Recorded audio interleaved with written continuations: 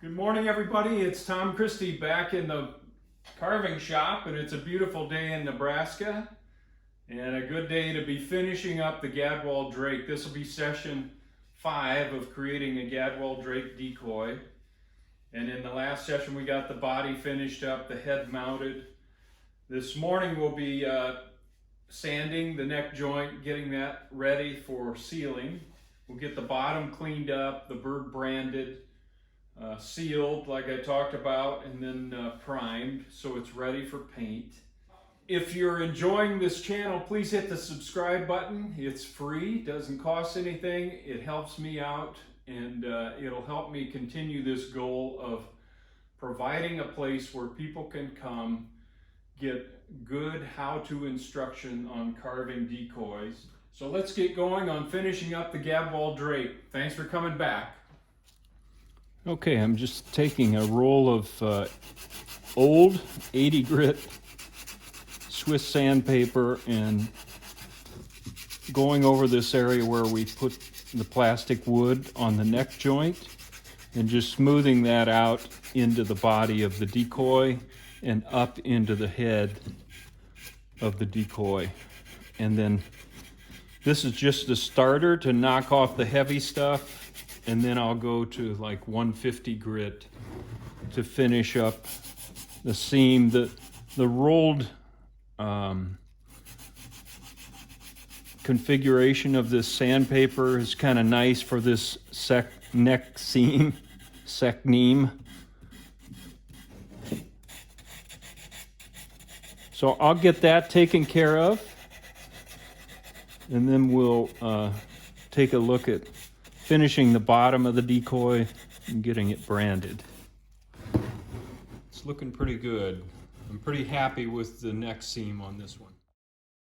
As usual, I found one more thing that I wanted to do, and I'm using this little 1/4 inch burr, and I want to put a little bit of detail between the halves of the breast. This Drake has his head up pretty high, and the breast is kind of proudly out of the water, and this is just going to add a little bit of detail that I think makes it a little more interesting, a little more sculptural, but it's also accurate that you see this separation at times on birds as they lift out of the water a little bit. So I'm using that burr to go back and forth.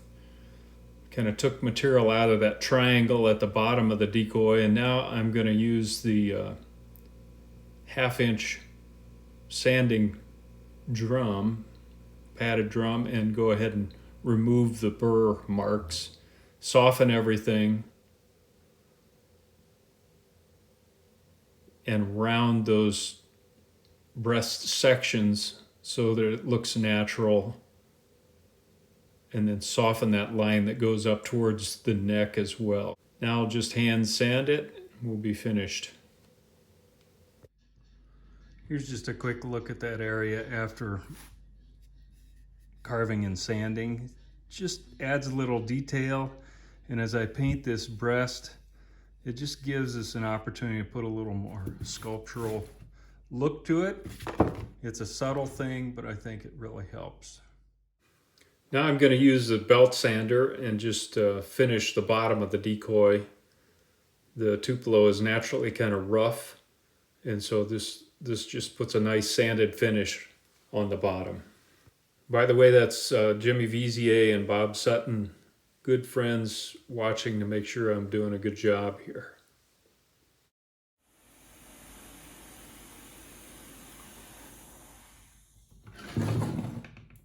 Now we'll get the decoy branded. I've got the branding iron heated up.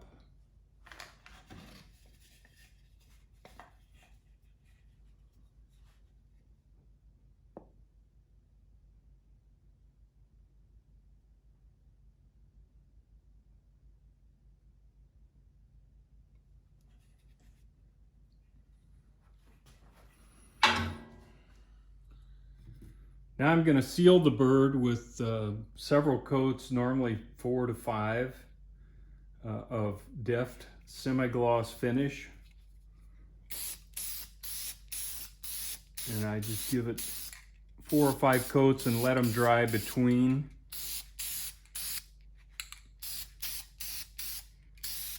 And as you're doing this, as you put the first coat on, look for any imperfections or flaws that need to be taken care of, because you want to do it now and not after you have several coats of sealer on the bird.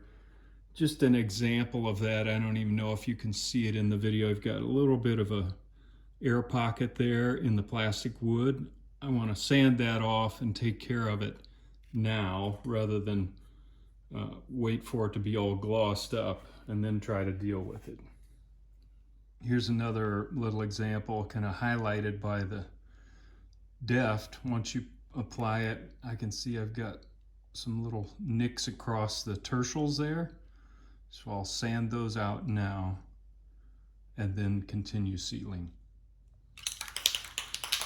Now I've got the bottom of the Decoy masked off, and I'm using some gray spray primer, and I'll just go over the bird with the primer. And there's nothing magic about that, so I just wanted to show a little bit of that process.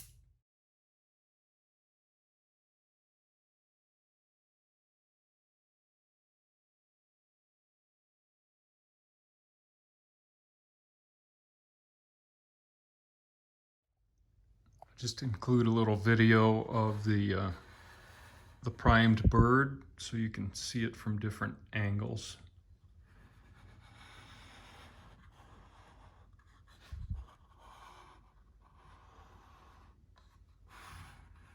It's kind of a head-on view.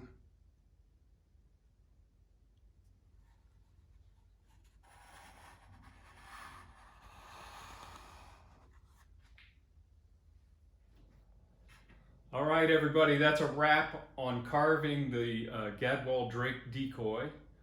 As I mentioned earlier in the series, one of my favorite birds, and I'm happy with the way he turned out. I look forward to painting him. I will post some finished pictures when I'm done painting this particular bird on my YouTube channel, just for your reference, so you can kind of see how the project finished up.